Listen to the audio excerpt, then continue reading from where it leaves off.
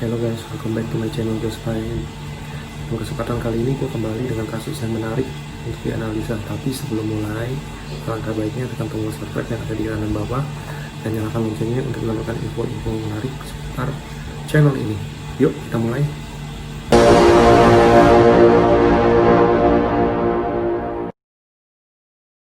Nah, di video kali ini gue akan membahas Karen Overhill, wanita dengan 17 kepribadian.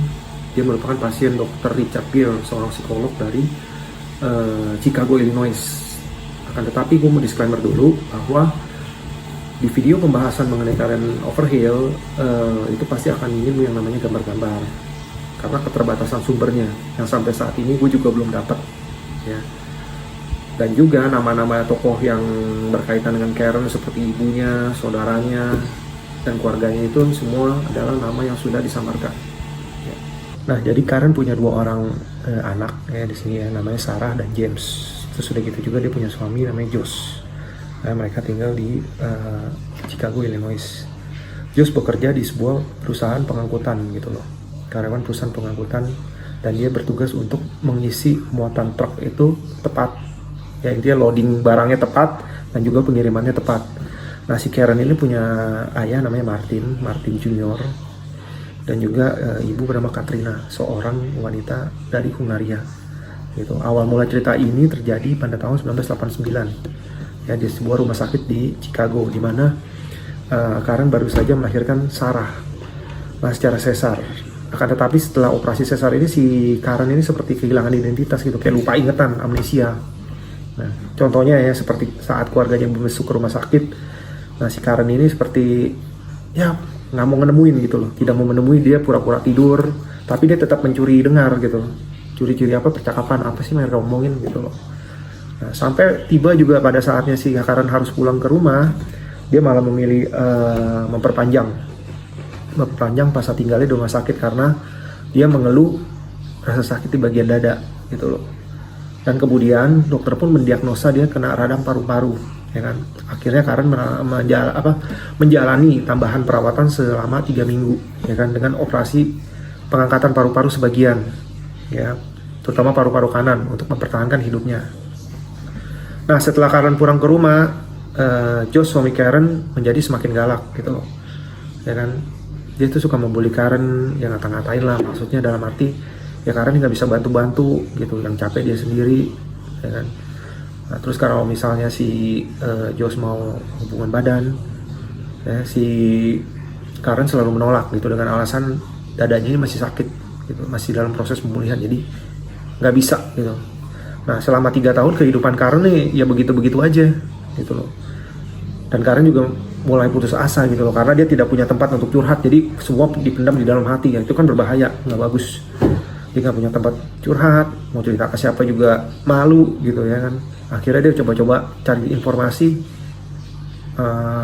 dia coba telepon ke rumah sakit, kayaknya dia mesti ketemu sama yang namanya psikiater gitu loh. Dan dia juga merasa diri dia kelihatannya sakit nih, sakit dalam tanda kutip ya, nggak sehat gitu, sakit secara psikis lah. Nah, dia tentu ingin menyembuhkan psikisnya itu.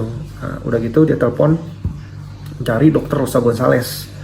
Cuman pada saat itu Dr. Rosa Gonzalez itu lagi berhalangan, dia ada klien lain. Jadi si Karen ini dialihkan ke Dr. Richard Gere. Siapa itu Dr. Richard Gere? Dr. Richard Gere adalah mitra dari Dr. Rosa Gonzalez gitu loh.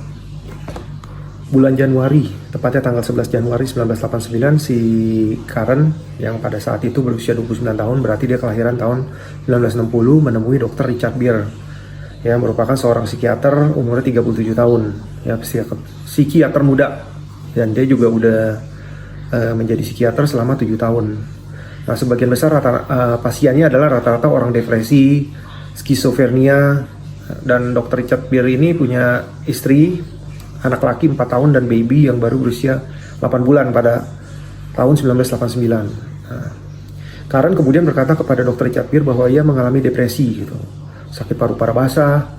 Dan anak laki-lakinya tuh si James tuh menolak dia gitu loh. Jadi kayak ngakuin dia sebagai ibunya gitu. Nah, Karen juga mengkonsumsi obat antidepresi. Dimana kalau menurut Karen sih mengkonsumsi obat tersebut bukannya tambah benar, malah tambah parah gitu loh depresinya. Nah, pernikahannya juga retak karena adanya kekerasan dalam rumah tangga lah. dia sering berkelahi dengan Josh gitu loh.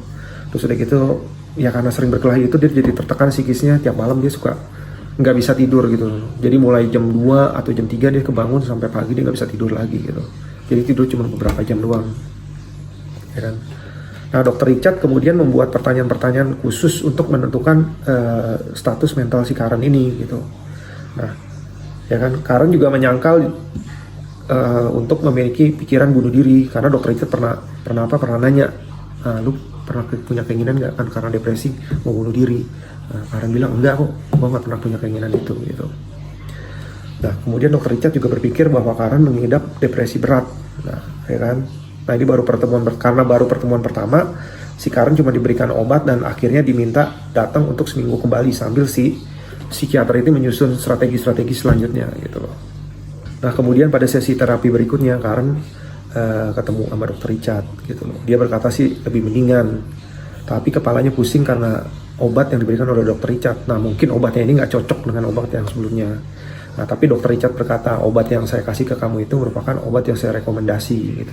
Bagus untuk dirimu dalam mengatasi depresi gitu loh. Nah, Karen berkata, saya masih berada dalam masih merasa sakit karena tekanan hidup saya terlalu besar dari keluarga saya sendiri gitu loh. Ya kan, dan terutama juga dengan Josh, pernikahan kami ini retak gitu. Ya, sejak si Karen melahirkan anak kedua ini, pernikahannya belum kembali gitu. Nah, Dr. Richard meyakinkan bahwa Karen dapat mengubah kehidupannya menjadi lebih baik, ya kan, ketimbang pasrah dengan keadaan, ya kan. Nah, kemudian Dr. Richard memberikan resep obat dengan melipat gandakan dosis obat tersebut supaya Karen menjadi lebih tenang, gitu. Nah, 2 minggu kemudian si Karen datang lagi nih ke Dr. Richard, gitu loh. Cuman tangannya gemeter, ya kan. Dia berkata kepada Dr. Richard, kenapa saya selalu tidak bisa tidur selama malam hari gitu loh, ya kan. Kadang berpikir untuk bunuh diri, menyakiti diri sendiri gitu loh. Nah, percakapan dengan Karen ini menurut Dr. Richard tiap kali dia datang agak monoton gitu loh. Ya, mulai dari penampilannya, terus gaya bicaranya gitu loh. Nah, Dr. Richard di sini pengen langsung Karen tuh to the point. Intinya lu punya masalah apa gitu? Kenapa yang menyebabkan itu terjadi? Nah, lu boleh ceritain sama gua sebagai psikiater lu gitu. Lu harus percaya sama gua bahwa gue yakin bahwa lu yakin gue bisa nyembuhin lu gitu loh, ya kan. Nah, menurut Dr. Richard intinya tuh depresi bisa disembuhkan dengan cepat gitu loh, nggak perlu bertele-tele. Yang penting intinya pasiennya harus berterus terang gitu. Nah, menurut si Karen ini pengobatan di satu sisi membantu, tapi di sisi lain nggak terlalu memuaskan. Nah, kemudian Dr. Richard memberikan resep obat yang terbaru untuk Karen, di mana dosisnya dan naiknya 3 kali lipat. Ya kan, 1 bulan ke depan Karen diminta datang buat balik lagi terapi gitu. Nah, 1 bulan kemudian setelah Dr. Richard menunggu, si Karen nggak balik lagi nih buat terapi. Ya, Dr. Richard tanya-tanya dong dalam hatinya, kemana nih pasien gue? Kok nggak datang? Apa perkataan gue nyinggung dia gitu loh? Atau juga opsi kedua Dr. Richard berpikir, apa Karen menghindari terapi gitu loh? Dan Dr. Richard akhirnya mengambil opsi kedua, ya. Dia punya asumsi bahwa Karen memang sengaja melewati sesi tersebut gitu loh. Nah, 1 bulan berikutnya si Dr. Richard menerima 3 buah lembar cek dari Karen sebagai tanda pembayaran fee. Kemudian cek tersebut tidak bisa dicairkan, ya. Lalu Dr. Richard langsung telepon Karen, kenapa nih cek untuk pembayaran fee-nya, fee terapi maksudnya, tidak bisa dicairkan, ya. Akhirnya Dr. Richard meminta Karen untuk bayar tunai saja atau cash, dan Karen setuju. Nah, 3 bulan selanjutnya di akhir Mei, Karen kembali ditanya alasannya kenapa kok jarang datang terapi sekarang gitu loh. Nah, si Karen jawab karena takut cek nggak bisa cair, dan dia juga nggak mau masukin tagihan untuk fee terapi ini ke dalam asuransi kesehatan suaminya si Josh, karena khawatir nanti orang-orang kantornya semua pada tahu gitu loh. Itu aja. Nah, akhirnya si Dr. Richard menyarankan untuk terapi 1 bulan dengan per sesi waktunya cuma setengah jam, itu bukan solusi yang tepat lah, masalahnya nggak cukup gitu, kurang maksimal nantinya gitu. Oleh karena itu si Dr. Richard mengubah schedule-nya menjadi tiap minggu, ya, seminggu dengan per sesi itu setengah jam gitu. Dan si Karen setuju, oke gitu. Nah, 2 minggu kemudian Karen menulis sebuah surat kepada dokter Richard yang mengatakan bahwa dia udah gak kuat lagi hidup, pengen bunuh diri gitu. Nah kemudian dokter Richard langsung telepon Karen untuk meyakinkan dengan berbagai macam cara supaya Karen mengurungkan niatnya untuk bunuh diri tersebut. Ya terutama untuk cegah juga hal-hal yang terjadi di luar dugaan gitu loh. Nah kemudian di percakapan tersebut dokter Richard juga menyarankan si Karen ini untuk dirawat di rumah sakit. Ya akhirnya Karen menyetujui. Nah tanggal 19 November si Karen masuk rumah sakit. Ya, selama 1 bulan lah kurang lebih. Nah dokter Richard kemudian menjenguk. Saat dokter Richard menjenguk itu Karen menulis di sebuah surat. Nah isi surat itu adalah tentang kekejaman, teror, penganiayaan, bully lah. Pokoknya yang buruk-buruk lah, negatif ya kepada Karen. Nah maka dari itu Karen tuh sangat membenci keluarganya, terutama ayah ibunya gitu loh, selalu menganiaya dia, mengeksploitasi dia gitu loh, melecehkan dia lah sebagai anak. Dan juga si Josh gitu loh, yang sering main tangan, KDRT kurang lebih intinya gitu. Nah Karen merasa tuh hidupnya selalu dibully gitu, dan dianggap anak yang gak berguna lah, atau manusia yang gak berguna gitu. Menurut Karen berdoa pun gak ada gunanya gitu, dan dia juga di titik tersebut tidak percaya dengan siapapun. Ya, Karen berpikir juga lebih baik mati gitu, pengen kabur dari semua itu, ya cara gimana, bunuh diri, namanya orang depresi. Nah setelah Natal tahun 89, dokter Richard kan juga mau pergi liburan nih sama keluarganya ya. Nah Karen juga sebelum dokter Richard pergi, Karen sempat berkata ke dokter Richard, sempat telepon berhubungan lah, intinya dia berkata bahwa sejak terapi ke psikiater, beberapa kenangan yang menghantui dia selama masa kecil tuh mulai mengganggunya kembali gitu loh. Nah dokter Richard kemudian memberi obat antidepresan yang baru gitu, dan berkata kepada Karen, nanti setelah gue balik liburan, terapinya akan gue buat lebih sesering mungkin gitu, supaya lu cepat sembuh, progres. Di satu sisi progresnya juga lebih bagus gitu. Dan Karen hanya tersenyum gitu. Nah tahun 1990 di bulan Januari, Karen belum pernah lagi ketemu dengan dokter Richard tuh setelah dia balik liburan ya. Dan akhirnya setelah ketemu Karen, nah beberapa saat setelah itu kan dokter Richard ketemu lagi sama Karen ya. Karen berkata bahwa dia udah gak bisa ngelanjutin hidupnya dia lagi, dan selalu kepikiran untuk bunuh diri gitu loh.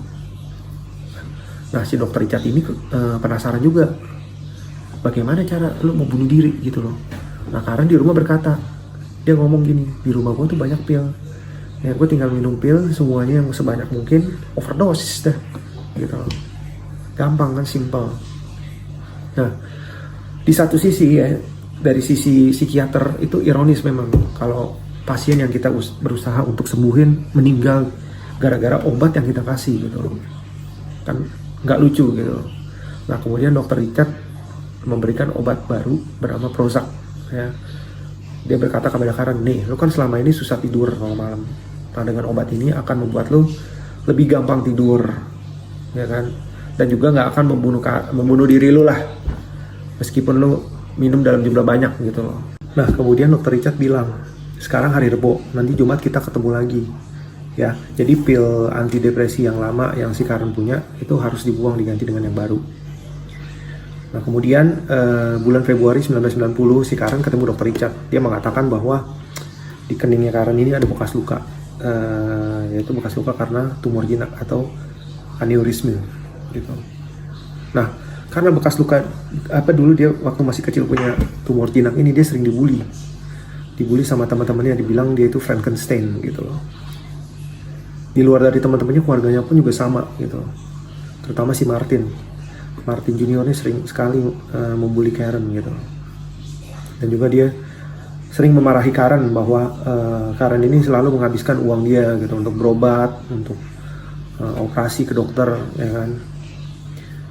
Bahkan yang lebih parahnya lagi, saat si Karen mau dioperasi, Martin tuh mengikat Karen lalu memukuli Karen gitu loh. Sampai Karen tuh kadang ya udah gimana ya, udah malas ngomong lah, makanya dia diem aja lah. Diam itu bukan berarti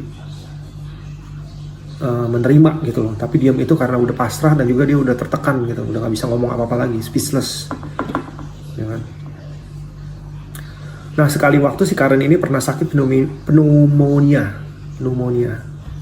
Nah si Martin Junior ini, ayahnya Karen, dia nggak mau bawa Karen ke rumah sakit ya. Bahkan sampai Karen tuh udah nggak sadarkan diri lah gitu. Yang membawa itu si Katrina, ibunya sama pamannya. Dan dokter berkata setelah si Karen tiba di rumah sakit, kalau terlambat beberapa menit saja, mungkin Karen udah meninggal gitu. Parah banget jadi. Gitu. Karen juga bercerita bahwa dia nggak percaya sama yang namanya cowok karena dia tuh sering disakitin ya, karena dia trauma sama ayahnya dan juga si Joe suaminya gitu loh. Ya itu sih wajar aja lah. Siapapun juga kalau ngadepin situasi kayak gitu pasti jadi trauma gitu, ada trauma yang dalam gitu. Nah kemudian setelah Karen berbicara demikian, dokter Richard juga nanya sama dia, nah menurut lo gue gimana nih? Ya Karen lalu berkata ya lu sama juga karena lu cowok gitu. Nah kemudian kan dokter Richard mikir, loh gimana Anda bisa sembuh kalau Anda nggak percaya sama saya? Nah saya ini adalah dokter yang memang tugasnya tuh nolongin nyawa orang gitu. Ya kan, lagi di satu sisi ini merupakan titik kritis gitu antara dokter dan pasiennya gitu. Maka syarat mutlak yang harus dilakukan adalah membangun kepercayaan. Intinya pasien namanya memilih seseorang sebagai dokter ya harus percaya, intinya gitu aja. Dan dengan berbagai upaya akhirnya dokter Richard berhasil meyakinkan Karen. Nah di sesi pertemuan berikutnya Karen bercerita tentang ayahnya si Martin Junior. Ya dimana pada suatu ketika tuh memaksa dia untuk menonton film porno gitu. Tujuannya apa? Ya tujuannya biar si Karen ini bisa memuaskan cowok gitu. Bahkan kakeknya sendiri si Martin Senior ini pernah melakukan pelecehan terhadap cucunya tersebut. Nah pada bulan Juli tahun 1990 Karen bercerita tentang periode dia lupa akan sesuatu. Nah contohnya ketika dia pas lagi pergi ke Las Vegas, dia nggak inget gitu, tiba-tiba kok bisa dapet duit menang lotre gitu, menang judi lah sebanyak 2.500 USD, padahal tadi di kantongnya dia cuma bawa $25. Nah setelah mendengar cerita dari Karen tersebut, Dr. Richard berkata bahwa Karen tuh mengalami periode disasosiatif di mana kesadarannya terbelah ya. Kesadarannya terbelah dalam artinya setengah dirinya menerima kenyataan dan setengah lainnya itu hilang dari kenyataan gitu. Nah di cerita lain lagi di luar dari yang tadi Las Vegas, Karen pernah cerita bahwa suatu ketika tuh dia pernah bertengkar sama Josh. Gara-garanya kenapa? Si Karen meninggalkan anaknya di dalam rumah dan kemudian dia pergi ke tempat ibunya gitu. Kemudian Karen bertengkar hebat dan memukul Josh hingga Josh memar-memar dan Josh balik memukul Karen, kemudian Karen masuk rumah sakit. Akan tetapi dia nggak ingat gitu loh. Apa iya dia pernah mukul Josh gitu loh. Nggak ingat saat kejadian itu gitu. Lalu periode yang lain yaitu mulai bulan Agustus ya, mulai bulan Agustus tahun 1990 karena dia mulai kehilangan waktu secara teratur gitu. Nah semalam dia menemukan pisau di bawah bantalnya, tapi dia nggak tahu bagaimana benda tersebut bisa ada di bawah bantal tersebut gitu. Nah Dr. Richard kemudian berkesimpulan bahwa Karen tuh menderita MPD, multiple personality disorder atau gangguan kepribadian majemuk. Tapi dokter Richard belum mengatakan kepada Karen karena takut Karen mentalnya tambah drop ya. Gitu.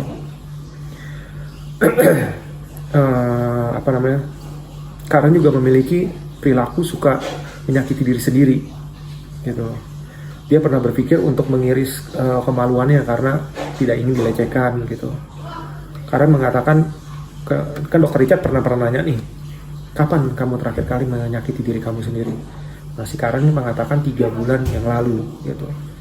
Nah sebenarnya si Karen tuh bohong gitu loh. Dia bohong ke dokter Richard. Yang sebenarnya terjadi adalah Karen menyakiti dirinya sendiri terakhir itu belum sampai seminggu gitu, belum sampai atau kurang dari seminggu ya. Karena ini berbohong karena dia takut gitu. Dia tahu ada sesuatu dalam diri dia, makanya dia membutuhkan pertolongan ya, dalam tanda kutip sakit secara psikis itu dia sakit gitu. Nah Karen bercerita kenapa dia ingin menyakiti diri sendiri. Semua itu karena dia bercerita tentang pelecehan seksual yang dia alami gitu loh. Nah itu membuka kembali aib di masa lalu dia gitu. Nah, akhir Desember 1990 si Dr. Richard kan mau pergi liburan nih. Ya, cuman Dr. Richard harap-harap cemas juga. Karena kondisi kesehatan Karen dia tahu dia menderita penyakit yang cukup parah gitu. Nah, maka untuk mengisi kekosongan waktu kan mereka nggak terapi. Nah, Dr. Richard bilang kalau kamu ada ada sesuatu ya, kalau kesal kamu tulis di kertas saja gitu. Nanti taruhlah di kotak surat dekat kantor saya gitu. Terus dalam surat tersebut si Karen menulis bahwa dia itu sebenarnya menyalahkan Dr. Richard. Kenapa? Karena di saat si Karen lagi membutuhkan pertolongan, dia merasa tuh mentalnya dia masih down banget gitu. Dr. Richard malah pergi gitu. Oleh karena itu si Karen kan dongkol nih. Dr. Richard pergi. Ya dia berhenti minum obatnya, dia stop gitu. Dan ada satu momen dia juga teringat saat dia menyakiti suaminya gitu loh. Dan melukai diri dia sendiri. Tapi dia juga mikir kenapa dia bisa melakukan itu gitu loh. Nah, kemudian Dr. Richard menemuinya dan Karen bercerita bahwa suaminya Karen ini, si Josh nih, sangat menikmati kalau dia tuh menyiksa dirinya Karen gitu. Nah, si Karen sendiri bahkan sempat berpikir untuk membunuhnya gitu, karena udah gak kuat, mentalnya dia udah benar-benar depresi berat. Nah, dan karena rasa kesal yang tersimpan di dalam hati, maka si Karen ini semakin sering menyakiti dirinya sendiri gitu. Di sisi lain juga ada faktor Karen sih kesal sebenarnya pada Dr. Richard, karena Dr. Richard pergi liburan. Jadi ada dua faktor yang saling bersinggungan di sini. Nah, saat pertemuan berikutnya Karen berkata sama Dr. Richard, sekarang ini adalah waktu yang tepat untuk bunuh diri gitu. Dia juga bercerita bahwa Katrina, ibunya tuh sering banget membulinya. Dan dalam waktu dekat ini dia akan pergi ke Hongaria. Katrina ini sering membuli dalam arti dia selalu ngungkit-ngungkit gitu, dengan berkata, hei kamu anak nggak tahu diri gitu, anak yang nggak tahu diuntung, kamu berhutang sama aku gitu, kalau nggak ada aku bagaimana kamu bisa hidup sampai sekarang. Dia selalu ngungkit-ngungkit kayak gitu. Karen pun juga nggak berdaya menghadapi ibunya gitu. Nah, kemudian Dr. Richard bertanya, apa saat yang tepat sekarang untuk bunuh diri gitu. Tidak masuk akal juga kan kalau misalnya Katrina pergi, Karen malah bunuh diri. Nah, kemudian Dr. Richard mencari akal untuk kembali meyakinkan Karen, ya, dengan berkata, kamu harus percaya saya, karena aku akan membantu kamu gitu. Aku pasti akan membantu menyembuhin sakit yang Karen derita gitu loh, kurang lebih begitu. Sebenarnya tujuan Dr. Richard berkata ini sih ya untuk mencegah si Karen supaya jangan bunuh diri, kurang lebih begitu. Namun karena Karen belum yakin, ya, Dr. Richard menyarankan Karen juga untuk dirawat kembali di rumah sakit gitu. Nah, Karen cuman nggak mau, dia bilang nggak ada guna di rumah sakit, yang ada malah tambah memperburuk bukan memperbaiki. Nah, kemudian Dr. Richard punya strategi lain nih untuk mencegah Karen supaya nggak bunuh diri gitu. Dia berkata, hari ini Rabu, saya akan telepon kamu malam ini, ya, dan juga besok Kamis. Kemudian Jumat kita janji lagi ketemu untuk terapi jam 1 siang gitu. Untuk memastikan bahwa kondisi kamu tetap aman. Apakah kamu bersedia? Nah, Karen menjawab, oke, saya bersedia gitu. Nah, kemudian Dr. Richard juga menekankan satu poin, apabila dia tidak bisa menghubungi Karen, maka dia akan menelpon polisi gitu. Nah, begitulah cara Dr. Richard menanamkan kepercayaan kepada Karen. Nah, Rabu sore Dr. Richard menelpon, tapi Karen tidak menjawab. Kemudian Dr. Richard punya asumsi pertama, kalau Karen memilih hidup, artinya dia akan hidup sebagian karena kepercayaan dengan Dr. Richard. Yang kedua, kalau misalnya dia bunuh diri, artinya dia tetap memilih mati meskipun Dr. Richard berusaha menolong Karen. Jadi kurang lebih begitu. Nah, kemudian Dr. Richard berhasil menghubungi Karen, ya, dan hari Kamis kemudian Jumat, nah, Karen juga datang dengan kondisi lebih baik gitu. seorang dokter harus lebih gimana ya, punya kemampuan untuk meyakinkan pasiennya gitu, untuk mencegah apabila dia pengen mencoba untuk bunuh diri. Karena hal tersebut bisa terjadi kapanpun dan dimanapun bagi seorang pasien yang sedang mengalami depresi berat. Hari Kamis sebelum pertemuan, Karen mendapat telepon dari tantenya bahwa kakeknya sakit dan ia diminta menjenguk. Nah, akan tetapi Karen takut dan teringat dengan peristiwa masa lalu yang kurang baik dengan kakeknya, makanya dia nggak berani. Juni 1991, Karen bercerita dia membawa pistol dengan peluru kaliber 22 sama pisau lipat. Ya, katanya menurut Karen sih kalau bawa beginian aman gitu. Di satu sisi kalau mau bunuh diri kapanpun juga bisa gitu.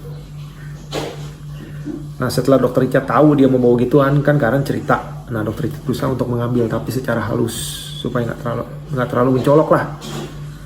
Intinya dokter Richard mau mengambil dengan cara ya harus Karen sendiri yang memberikan, tapi dengan trik-trik tertentu, dengan trik-trik kalimat yang ya mungkin supaya tidak terkesan memaksa dia gitu loh. Nah, kemudian dokter Richard berhasil membujuk dan Karen memberikan pistol beserta peluru dan pisau lipat ke dokter Richard. Nah, dokter Richard punya anggapan bahwa di momen ini Karen ini mulai ada kepercayaan yang lebih tinggi dari sebelumnya gitu.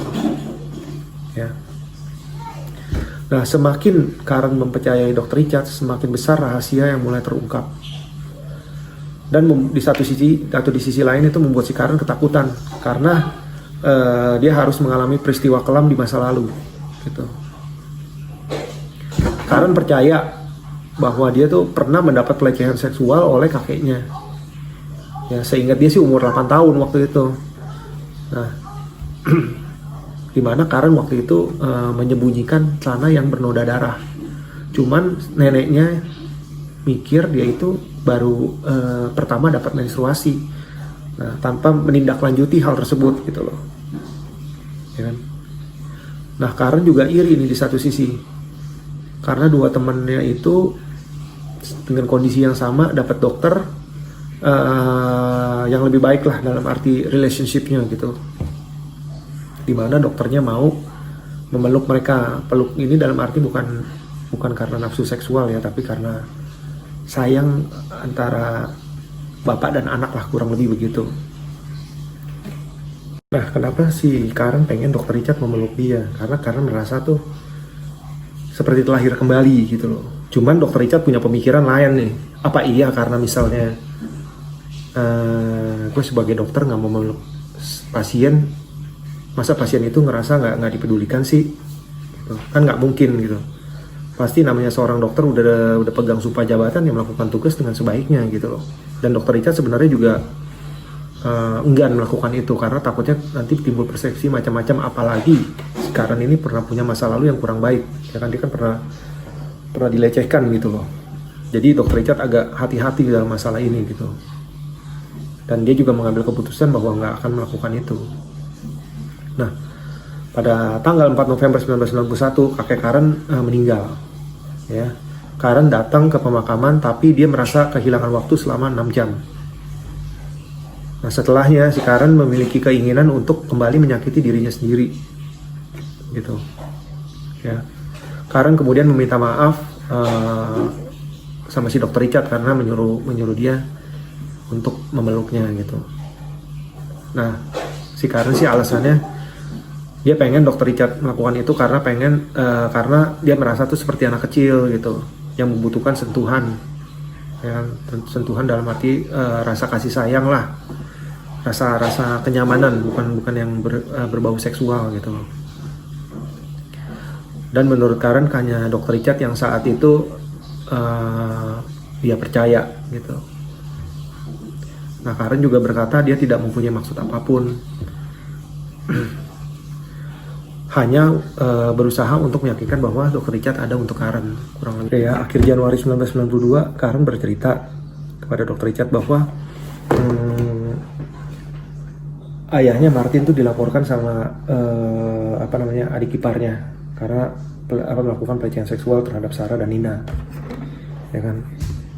Sebenarnya sih Karen senang aja kalau bapaknya ini masuk penjara karena dia juga pernah mengalami hal serupa kan di masa lalu. Cuman yang membuat Karen dilema dan takut adalah kalau ia mendapat panggilan dari pengadilan untuk bersaksi gitu. Kalau misalnya dia menyatakan hal yang sebenarnya, bisa-bisa dia dibunuh sama si Martin gitu. Nah kemudian akhir Februari 1992 ayah Karen resmi dipenjara. Suaminya Josh menyalahkan dia karena 2 kali Karen sempat pergi meninggalkan Sarah di rumah kan. Nah karena dia gimana namanya udah kejadian ya, dia cuma bisa diem aja. Ada perasaan menyesal pastilah. Itu manusiawi, merasa menyesal sebagai ibu. Aduh, mungkin dia juga mikir ya, tahu gitu. Entah waktu itu kondisi dia lagi emosi atau enggak ya, kita nggak tahu lah. Terus awal Maret 1992 ibu dan tante Karen menekan dalam artian dia ngepus Karen nih supaya gimana ya, Karen mau bersaksi lah bahwa Martin sebenarnya nggak melakukan pelecehan seksual tersebut gitu. Nah cuman si Karen kayaknya nggak mau, dia udah males deh gitu sama orang tuanya ini. Nah polisi kemudian ingin mencari cukup bukti yang lain, maka dilakukan otopsi. Nah setelah hasil otopsi nggak terlalu ditemukan ini sih bukti-bukti tambahan. Cuman si Karen tahu ada bekas trauma seksual dalam badannya Nina, jadi di tubuh Nina itu kelihatan gitu loh. Ya kan, karena ibu Karen dan tantenya tuh nggak percaya, mereka berusaha membela Martin mati-matian. Nah mereka nge-push Karen terus untuk meminta Karen membayar uang jaminan tuh sebesar 1000 USD gitu. Udah gitu ditambah lagi juga Martin tuh selalu menelpon Karen, ya kan, untuk ya supaya minta dibayarin jaminannya lah, ya kan, biar bisa bebas cepatnya. Nah lagi-lagi Karen menolak. Nah mungkin karena dalam pembicaraan tersebut si Karen diancam-ancam sama Martin, dibully dan lain sebagainya, dikata-katain. Nah akhirnya habis telepon kepala Karen dia pusing, jadi dia tertekan gitu loh, stres gitu. Nah kemudian dia ketemu sama seorang detektif namanya Detektif Flaherty yang menangani kasus ini. Nah Detektif Flaherty bilang kalau misalnya si Martin mengganggu, nah hubungin dia gitu ya. Cuman si Karen awalnya pertama diem, ya dia bilang it's okay, nggak apa-apa. Nah, karena dia takut gitu nanti bapaknya dendam terus udah gitu ibunya semakin membuli dia gitu. Kalau misalnya dianggapnya tukang ngadu kan, ngadu-ngadu. Nah kemudian April 1992 tante Karen membayar jaminan Martin, ya kan. Martin sempat ditahan selama 6 minggu. Nah kemudian Martin berusaha membujuk Karen gitu untuk tetap menjadi saksi supaya namanya bersih lah, intinya gitu. Nah karena Martin mengganggu Karen terus, akhirnya Karen nggak tahan dan hubungi Detektif Flaherty, ya kan. Kemudian Detektif Flaherty ambil tindakan, dia mengancam Martin kalau kamu hubungi Karen lagi, saya akan masukkan kamu ke dalam penjara gitu. Nah Karen juga bercerita sama si Dr. Richard ya, bahwa dulu itu waktu pada saat usia dia 8-10 tahun, sehabis melakukan pelecehan seksual terhadap dirinya, si Martin ini pernah mencekik dia dan mengancam jangan beritahu siapapun gitu. Nah Dr. Richard setelah mendengar hal tersebut dia cuma terdiam dan dia memberikan strategi nih, kalau memang masih si Katrina ibu Karen memaksa untuk Karen supaya menjadi saksi, kamu harus bilang sama ibu kamu ya bahwa di dalam persidangan itu tidak boleh terjadi kebohongan, jadi saya akan bersaksi apa adanya. Karen sih di hadapan Dr. Richard dia iya aja, cuman nggak tahu deh dalam hatinya itu berani atau enggak gitu. Nah kemudian Dr. Richard bertanya hal yang lain kepada Karen. Nah dia berkata, kamu siap nggak mengakhiri pernikahan kamu sama Josh gitu ya. Terus si Karen bilang ya dia nggak siap. Nah Karen juga dia bercerita anak laki-lakinya dia itu James nggak terlalu hormat lah sama si Karen sebagai orang tua, karena dia selalu dibelain sama bapaknya gitu loh, jadi agak besar kepala gitu, seolah-olah tuh si Josh ini sebagai pihak yang baik lah gitu, padahal itu membuat sikap anak jadi nggak baik ke orang tuanya. Nah kemudian Karen juga bercerita nih, si Josh ini suka minum bir ya, pokoknya minum bir ngabisin duit, habis pulang kerja mabok gitu. Nah pas dia mabok itu dia mukulin Karen, habis itu dia tidur sampai pagi. Nah kemudian Dr. Richard menyarankan bahwa kalau misalnya si Jos mulai minum, kamu cobalah cari kesibukan sama anak-anak atau keluar kemana dulu deh 1 jam gitu. Kamu atau beli es krim atau gimana, nanti baru balik lagi pas Josnya udah mau tidur, ya kan. Nah Karen juga cerita, Jos itu juga sebenarnya melarang Karen terapi ketemu sama Dr. Richard Gere, ya. Pernah satu ketika tuh Karen dipukul perutnya sampai sakit gitu, sampai sakit banget, sampai memar. Tapi Karen bersikuku ya, nggak mau ke dokter lah, biarin aja gitu, biar dia mati gitu. Karena kan dia memang, Karen tuh mau mati, keinginan bunuh dirinya sangat kuat banget. Nah Jos tuh melarang Karen buat dia nggak terapi karena ngabisin duit, mendingan tuh duit buat beli rokok sama minum-minum gitu. Nah Dr. Richard kemudian menyarankan Karen mendingan udah lalu cabut dari rumah aja dah, ya pergi ke tempat perlindungan wanita yang teraniaya aja, kan ada tuh, ya kan. Nah kemudian Karen tuh cuma bisa diam gitu, dia malu, dan gimana ya, dia bilang nggak ada gunanya juga pergi ke sana karena mungkin umur dia juga nggak akan panjang gitu loh, kata Karen.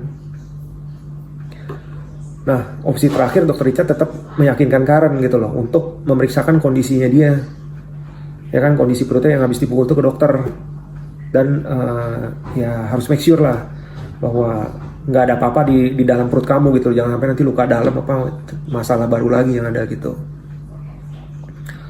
Nah kemudian bulan Oktober tahun 1992 jam 10:30 malam, Karen telepon, ya kenapa si Jos mukulin dia, bayangin dengan tongkat baseball dipukul ke bagian punggung perempuan, apa nggak tuh bisa patah tulangnya, udah habis punggungnya, kakinya juga dipukul gitu loh. Nah si Dr. Richard setelah mendengar hal tersebut, dia bilang sama Karen, udah cepetan lapor polisi gitu loh. Udah gitu kaburlah ke rumah perlindungan gitu, ke rumah perlindungan perempuan, ya. Namun si Karen ini nggak mau gitu. Karen tetap bersikuku, ya udah gue stay di rumah aja deh. Ya udah Dr. Richard akhirnya menyarankan dia mau untuk ini minum obat yang biasa dia dikasih gitu loh pada saat terapi, obat penenang lah gitu. Kemudian Dr. Richard meminta nomor telepon detektif Flaherty gitu untuk jaga-jaga lah gitu, dan Karen kasih nomor telepon tersebut. Nah kemudian Dr. Richard menelpon detektif tersebut gitu loh. Namun detektif Flaherty pada saat itu sedang tidak berada di tempat dan dialihkan ke Sir St. Jameson. Ya, Dr. Richard menceritakan pemukulan yang dialami oleh Karen dengan sedetail-detailnya lah. Intinya si Karen ini dipukulin sama suaminya si Jos. Nah kemudian Sir St. Jameson berjanji akan menyampaikan pesannya tersebut kepada detektif Flaherty, dan dia menyuruh Dr. Richard untuk telepon lagi besok pagi gitu. Nah Dr. Richard akhirnya menceritakan ke Karen nih soal dia telepon si detektif Flaherty, cuman nggak ada dan dialihkan ke Sir St. Jameson gitu. Jadi intinya dia cerita sama Karen, besok saya akan telepon si detektif Flaherty lagi gitu. Nah Dr. Richard juga memujuk si Karen supaya jangan sampai menyakiti diri sendiri lagi. Ya, mendengar hal tersebut sih Karen ya agak-agak mendingan gitu loh. Udah gitu Dr. Richard memastikan untuk kapan terapi kembali gitu loh. Nah, videonya sampai di sini dulu karena ini udah terlalu panjang untuk yang part 1. Nanti akan gue sambung kembali di video selanjutnya. Silakan like untuk yang suka dengan video ini dan dislike untuk yang tidak suka, dan jangan lupa tulis di kolom komentar ya kritik dan saran yang membangun untuk channel ini. Oke, sampai ketemu lagi ya. See ya. Karena ini